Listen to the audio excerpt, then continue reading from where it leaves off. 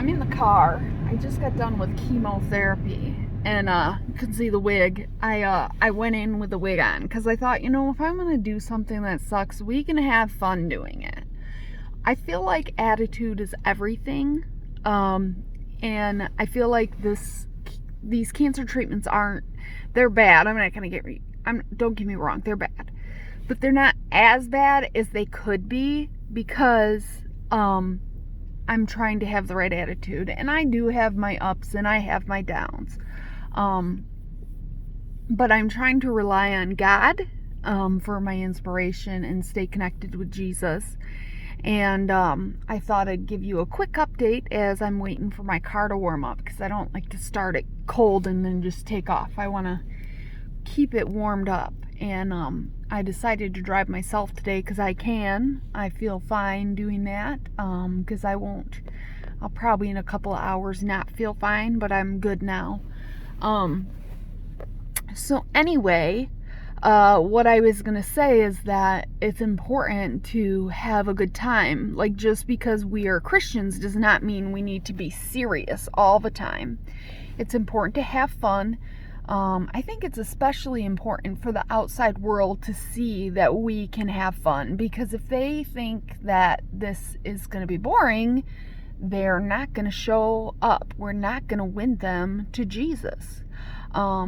So I wore the wig, and of course I told the security guard, everybody's saying nice wig on the way out. I told the security guard, thanks, it's natural. And then I said, no, actually, I just decided that this is the best wig that I needed to pick out, because I could totally show up to my clients and look 100% professional. So, as you know, I don't know if you know, I own a bookkeeping company. So, of course, this is totally would be inappropriate if somebody showed up in a wig like this to do some bookkeeping.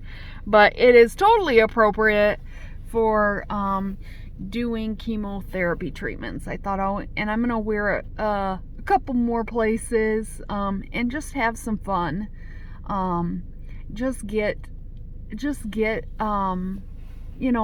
crazy stuff. Sometimes it's just fun to be silly. And I know my kids are eye rolling at me, and I'm probably an embarrassment with them. I won't take them to their doctor's appointments in this. I won't take them to school in this. I promise you, children.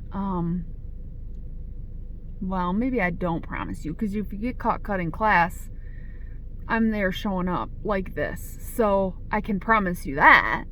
But life is short. We have forever with Jesus, but this life that we're in, that we're visiting, I like to think of us visiting here on earth. We're just visitors. This is not our final destination. It can get rough. And when it gets rough, sometimes you gotta make your own happiness. And that is possible.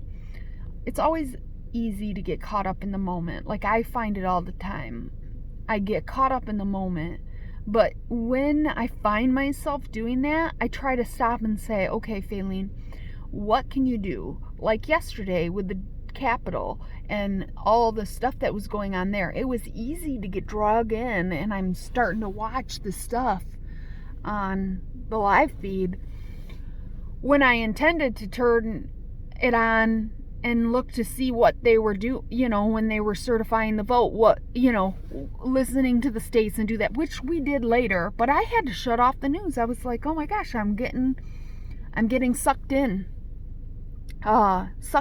this. So I shut it off, and I went and visited a friend, and we had a nice time. I didn't go visit her because of that, but it was, anyway, I shut it off for that. But it ended up being a nice day, when it could have ended up being a bad day for me, because it was nice because I chose not to play into the emotions of the moment.